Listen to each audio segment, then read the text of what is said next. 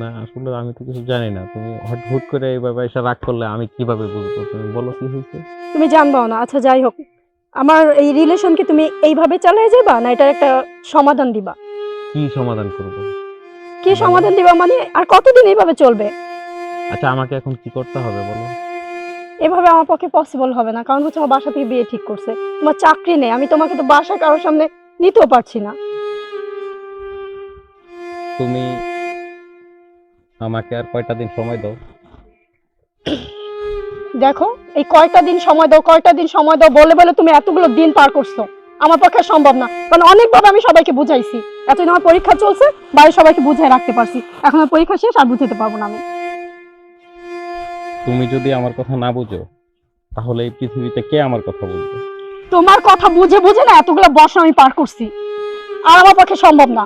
ঠিক আছে, আমার বাসা থেকে প্রচন্ড পরিমাণে প্রেশার দিতেছে। দেখো আমি তো জানতাম যে আমার বাসায় কেউ আমার কষ্ট বুঝুক আর না বুঝুক তুমি বুঝো। আজকে যদি তুমিও এরকম করো আমি কার কাছে যাব? আমি তোমার কষ্ট কি বুঝবো? তোমার চাকরি বাকরি নেই, কোনো কিছু নেই, কি বুঝবো তোমার কষ্ট আমি? একটা বেকার ছেলের কাছে আমি আসবো? আমার আর কয়টা দিন সময় দাও, আমি একটা ইন্টারভিউ দিচ্ছি, দেখি এটার রেজাল্ট কি আসে। এই নিয়ে তুমি অনেক ইন্টারভিউ দিছো, আর অনেক আমাকে এভাবে সময় চাইছো। ঠিক আছে, আমি আর আমার ফ্যামিলি বুঝাইতে পারতাছি না।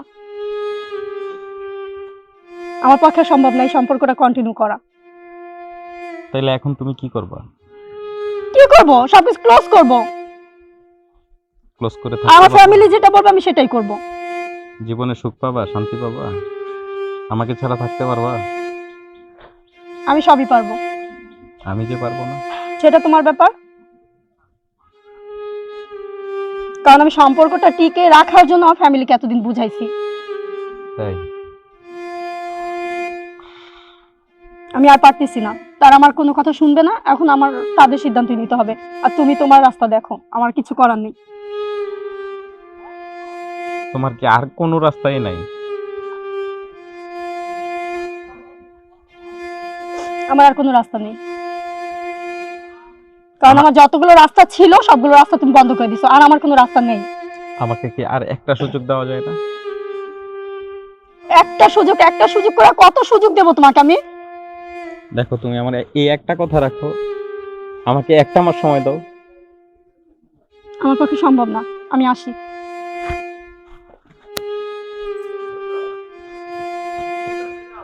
ইয়া আল্লাহ,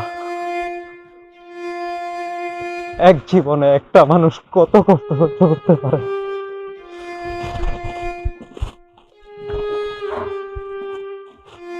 আমি কার কাছে যাব? আমার কষ্টের বাক্যে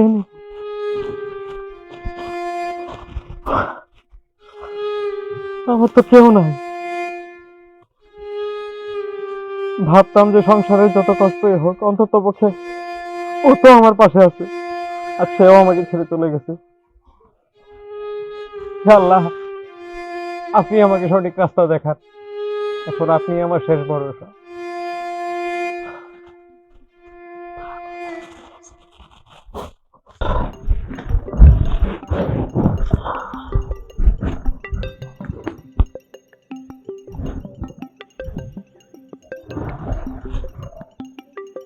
ঘরে বল ভাই, আমি তো আব্বা মা বাসা থেকে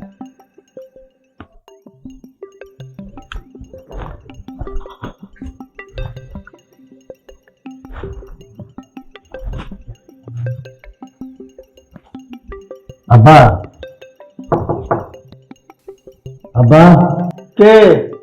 আব্বা আমি স্বামী, আমি কি চাইতে পারি? আয় ভিতরে।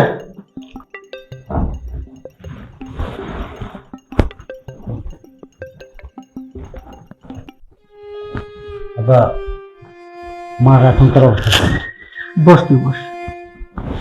তোর মার অবস্থা বেশ একটা ভালো না। কিরে, কিছু বলবি? হ্যাঁ মানে আব্বা কিছুদিন আগে মারে ভালো ডাক্তার দেখানোর জন্য কিছু টাকা চেয়েছিলেন। হ্যাঁ, চেয়েছিলাম। আব্বা আসলে ওই মুহূর্তে আমার কাছে কোনো টাকা ছিল না। এই সংসার চালানোর জন্য টুকিটাকি বাজার সারাই করার জন্য এই এই পরিমাণের টাকাটাই ছিল। আর আমি যে অফিসে যাই, আমি কোনো মোটর সাইকেলে যাই না, পাঠাতে চাই না, আমি লোকাল বাস পেরে যাই। হ্যাঁ বাবা, সবই বুঝি। তুই এই সংসারের হালটা পুরাই ধরছস। তুই একটা কাজ কর না, ওই বাজার মেটা মানে তো ছোট ভাইটাকে একটু চাকরির ব্যবস্থা কর না। বাবা, ও তো একটা জায়গায় ইন্টারভিউ দিছে, এখন সেটার রেজাল্ট না আসা পর্যন্ত তো আমি কিছু বলতে পারবো না। তাছাড়া বড় সার্ভে বিলে রাখছি, উনি হালকা একটু টাচ দিয়ে রাখছি, যদি এদিকে না হয় তাহলে ওদিকে ট্রাই করবো। হ্যাঁ, একটু দেখিস বাবা। বাবা, আজকে স্যালারি পেয়েছি, ওই কিছু দোকানপাটি বাকি ছিল, আর গত মাসে একজনের থেকে 3,000 টাকা না বাজার সাথে করছিলাম, ও পরিশোধ করলাম। আর এখানে কিছু টাকা আছে,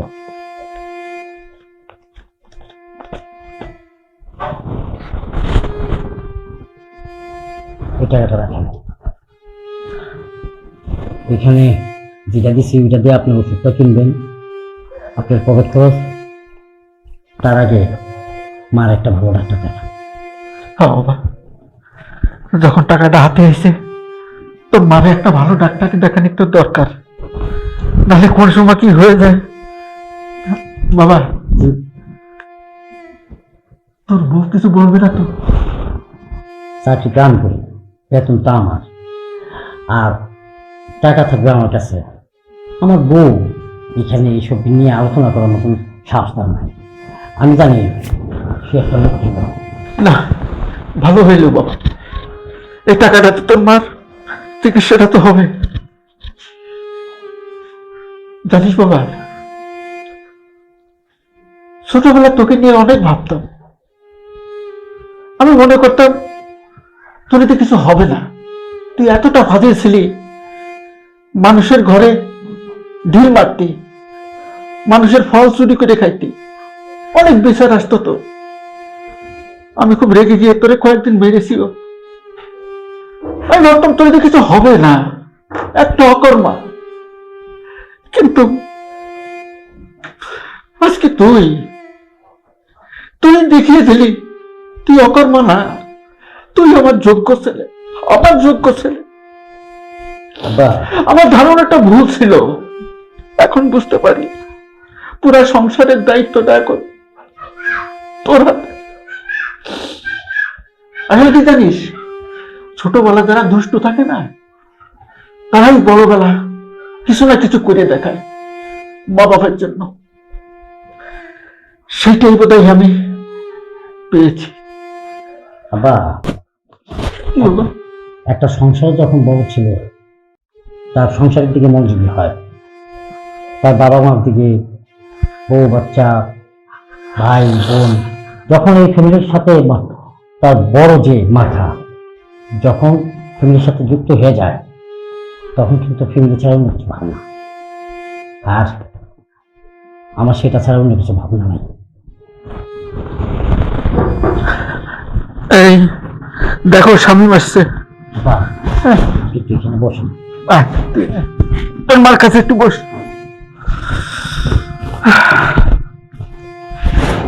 বাজান বাবা, কেমন আসি তোমাকে দোয়ায় আর আল্লাহর অশেষ মেহরবানিতে হয়ে গেছি। তোমার শরীরের অবস্থা কি? আলহামদুলিল্লাহ ভালো আছি বাজান। বাজান, হুম? আমার বয়স হয়েছে না, বুড়ো হয়ে গেছি না, আমি শরীর ভালো থাকবো, এই খারাপ থাকবো, এটাই তুমি। হ্যাঁ, ওই যে কুলানা বয়স হয়েছে, সন্তানের কাছে মা বাপ বয়স্ক হইল, তার ভিতরে যদি মা বাবার টান থাকে না, চেষ্টা করে যে মা বাবারে সেই ছোটবেলার সত্যটা দেখছিলাম করে রাখা ছিল, কিন্তু আমার ক্ষমতা করতে চুলাই না। আমি যে দুপারি উদ্যোগী করি, ওই আবার কাছে টেয়া দিয়ে গেছি, একটা ভালো ডাক্তার দেখালো। আর মা, আমি সময় মতন টাকাটা দিতে পারি না, আমার মা খুব বাজান, তুই যেটা করো এটাই তো অনেক। কয়টা কয়টা সন্তান আছে, মা বাপের এরকম খোঁজ রাখে কর। বাজান তুই অফিসটা আইসিস, রুমে যা, ফ্রেশ হয়ে কাপড় টাপড় চাইরা খায় আল্লাহ শোনা। যাবো মা, আমি খালি করে যাই। যা বাজান, আমার কথা একটা শোনা দেবো না? যা বাপ, যা।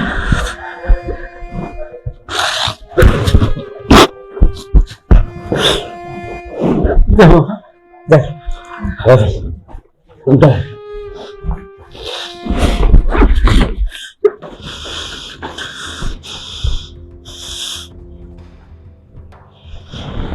ও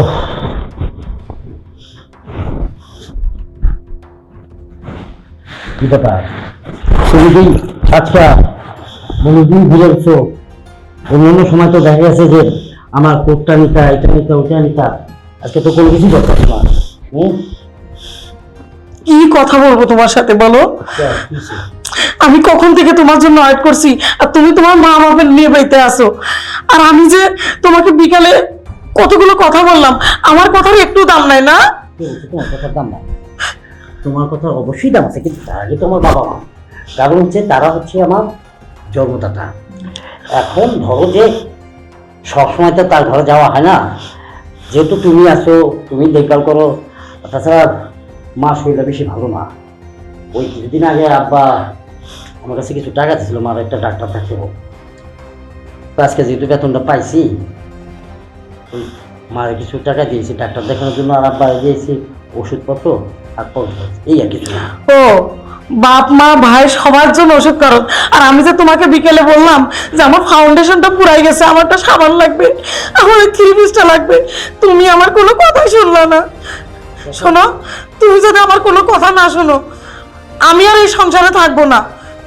এই সংসারে থাকবে না মানে? এটা কোন ধরনের কথা বলা? হ্যাঁ, সামান্য ফাউন্ডেশন মানে মেকআপ। আমার তো তোমার প্রতি এই বিশ্বাসটা ছিল না যে তুমি মেকআপ আনি নাই, তোমার এইটা দিই নাই সেইটা দিই নাই, এটার জন্য সংসার ছেড়ে দেবা গা, আমার বাবার পরে টাকা দিচ্ছি, এটা তোমার শরীরে লেগে আছে গা। আচ্ছা, তুমি এই কথাটা বলার আগে একবার ভাবলাম না? যে মেয়েটার উপরে তার ফুল ফ্যামিলি মানে বাপ মা ভাই সুদ্ধা দেওয়া যায়, সব কিছু দেখভাল করে, সব কিছু করে, আজকে সেই বাপ মা টাকা দিচ্ছি দেখা তুমি ফাউন্ডেশন আনো না, আমি এই বাড়িতে থাকবো না, চলে যাবো। শোনো, আসলে আমি পরই রয়ে গেলাম। তুমি যদি এই পরিবারের একটা লোক মনে করতা, তুমি আমার জিনিসগুলো নিয়ে আসতা। আর তুমি যদি এই পরিবারের সদস্য হয়ে থাকতা, তাহলে আজকে আমার বাপ মা অসুস্থ, তাদেরকে টাকা দিলাম, সেটা তুমি তুমি ভুলে দিলা, তোমার মেকআপটা তোমার কাছে মেজরে গেল। হে, তুমি তুমি তো একটা মেয়ে, তুমিও কোনো সময় মা হবা। আর তোমার সন্তান যদি তোমার চোখের সামনে দেয়া চলে যায়, তখন কিরকম লাগবে? হ্যাঁ, দেখো, আমি অনেক কথা জানি শুনি, কিন্তু তোমাকে বলি না, মনের কষ্ট মনে রাখি, কিন্তু কাজকে আমি পাবো না। আর তোমার মতো বউ, যে বউটারে আমি এত ভালোবাসা বুঝে টুঝে আমার বাপ মারে দিয়া যাই, আমার ভাইটারে দিয়া যায়, আমি এমন জিনিস দেখছি, এমন জিনিস শুনছি, যেটা কিনা আমার বিশ্বাসের বাইরে ছিল। আর তুই যে নারী, নারীর মনে নাকি অনেক মায়া থাকে, কিন্তু তুই কোন জাতের নারী? হ্যাঁ, কোন জাতের নারী যে কিনা শ্বশুর শাশুড়ি, যেটা বাবা মায়ের সমতুল্য, তোর তাদেরকে অপমান অপদস্থ, খাওয়া নাই, এটা নাই ওইটা নাই। আমার ভাইটা সে তোর কাছে খাওয়া চাইছিল, তারে এই বেলা দাস না, ওই বেলা দাস, ওই বেলা দাস না, সেই বেলা দাস। এই তুই নিজের কি মনে করস? তুই মনে করস কি তুই চলে যাবি, আমি তোর পাহাড় দৌড়া তোর পিছিয়ে পিছিয়ে তোরা তোর বাপের একদম গা? জীবন না। আগে আমার বাপ মা, তারপরে বউ, বউ একটা গেলে একটা পাবো। আচ্ছা শোনো, তুমি তোমার বাপ মা নিয়েও থাকো, আমি এই সংসারের মুখে আগুন দিলাম। আরে বউ গেলে বউ পাবো, কিন্তু ওই যে বাপ আর মা, এটাও পাবো, এটা পাবো না। আরে বাপ মা আমার এই দুনিয়ার আলো দেখাইছে, আমার মা যে কিনা এখন অসুস্থ, সে আমারে 10 মাস 10 দিন তার পেটে রাখছে, আমার মেয়ে কতটা কষ্ট করছে, যখন পৃথিবীর আলো দেখলাম 32 নালা দুধ খাওয়াইছে, যে দুধের হিসাব নাকি কোনো সন্তানই দিতে পারে না। গায়ের চামড়াও তাইটা যদি দুটা বানাবো না, সেটা দিতে পারে না। আমি সেই বাপ মা রাইখা আমি আপনার পৃথিবীতে দৌড়াবো? হ্যাঁ, কোনো দরকার নাই। আপনার মতন কাজ সাপনি আমার ঘরে থাকলে সবর মানুষ খালি সবর বাইরে তুই করছি না। শামিম, তুমি আমাকে ক্ষমা করে দাও। আসলে আমি অনেক ভুল করছি, আজ থেকে আমার কোনো ভুল হবে না। আমি তোমার বাবা মাকে আমার নিজের বাবা মা করে দেখবো। হ্যাঁ না, ঠিকই আছে। ওইটা স্টার প্রচারণা জীবন কোন নাটকে আমি দেখছিলাম, ডাইনি বুড়ি ডাইনি বউ যে কিনা শ্বশুর শাশুড়ি দেখে না, ঠিক এই ধরনের ডায়লগ দেয়। হ্যাঁ, তুই কি মনে করছ আমাকে ক্ষমা করে দেন, সিনেমা ডায়লগ দিবি আর আমি তোরে বুকে ধরা দিন? পাগলে পাইছে রে। হ্যাঁ, বাবা মা করে দে, বহুত কিছু, বহুত সুখ দিছ, বহুত শান্তি দিছ। শামিম, লাস্ট বারের মতো প্লিজ হ্যাঁ, আমাকে ক্ষমা করে দাও। এটা সাবানা পাতন সিনেমাতে যেন আলমীর ভাই কাছে কইছিল, সবই তো সিনেমা ডায়লগ, নাটকের ডায়লগ। এই যে আমার এখানে চলবো না, এটা তোর বাপ মার কাছে যা করবি। হ্যাঁ, আর যদি পরবর্তীতে কোনো স্বামীর কাছে যাস,